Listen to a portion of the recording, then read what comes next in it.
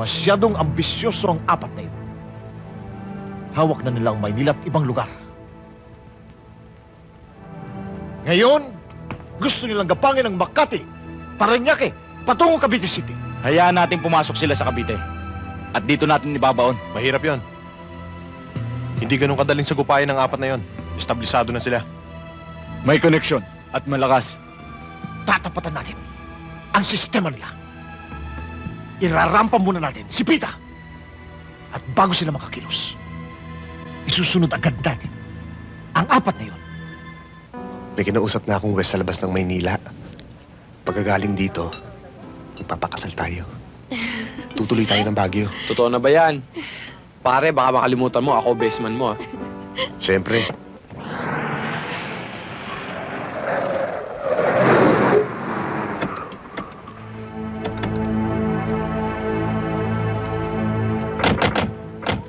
Gusto ko pagkasal na tayo, tigilan mo na yung ginagawa mo.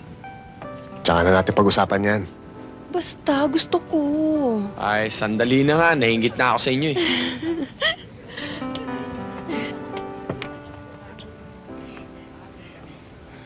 Pita! Daba!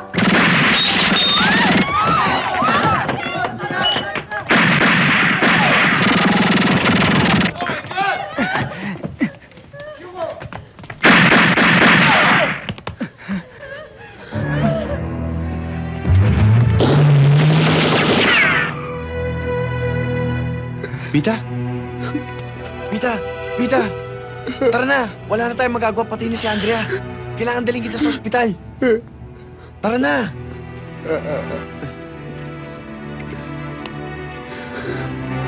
Tara na!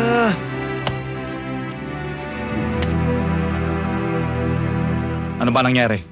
Inambos kami sa restaurant. Si Andrea nga patay.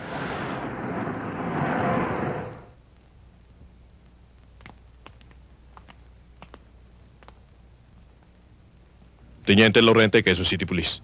Teniente Hamil, Caloocan. Teniente Belaro, Caloocan Police. Nagsadya kami rito para kunin si Pita. Dahil nangyari ang krimen sa Quezon City. At jurisdiction namin yon. Teniente, kami unang nakarating dito. Marami siyang kaso sa Caloocan. Hindi namin siya pwedeng ibigay sa inyo. Kaya kung gusto nyo, pagkatapos ng kaso sa Caloocan, saka tayo mag-usap-usap. Luma na yung style mo, Teniente. Pero pagbibigyan kita, pag nakakawala sa kamay mo, si Pita, parang alaberde na ang buhay niyan. Kumbaga sa saranggola, alagwa na. Kanya-kanyang habol.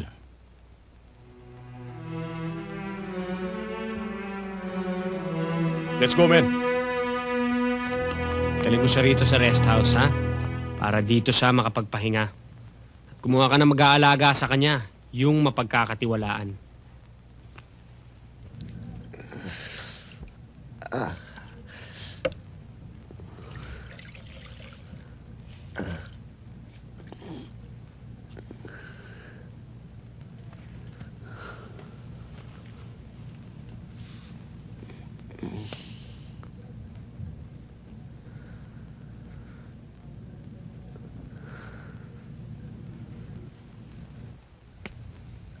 Pita, magpagaling ka.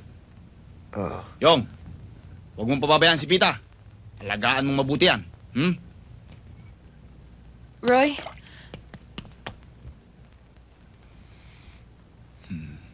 Baka makalimutan mo. Tagapag-alaga ka lang.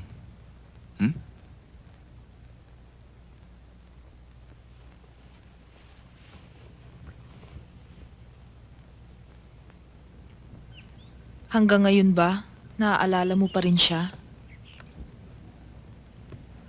Paano ko makakalimutan ng isang taong pagkatapos kong mahalin? Mawawala na pala.